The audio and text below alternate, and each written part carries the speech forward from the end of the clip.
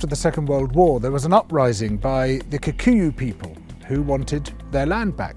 The Kikuyu were herded into concentration camps and fortified villages, almost the entire population of over 1 million people. People were systematically tortured to death. They invented a new kind of pliers whose purpose was first to crush men's testicles and then to cut them off.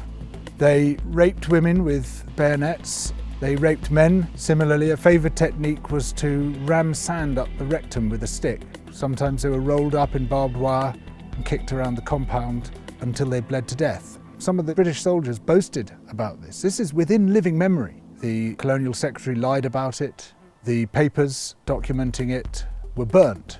The impact of the rich and powerful nations has been so phenomenally murderous and destructive that it has been completely airbrushed from our national consciousness.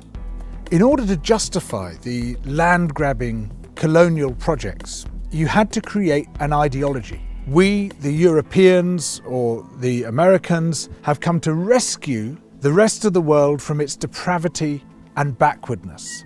But in order to do that, you have to be able to demonstrate that the rest of the world is depraved and backward. From this arose the racism that is still with us today. It was a necessary component of the colonial project. Some people might claim, well, okay, we broke a few eggs to make this omelette. It's as if all those human beings were eggs. But look at the omelette, isn't it fantastic? Look, we made this fantastic omelette. Forget about all that unpleasant stuff and let's just celebrate where we are.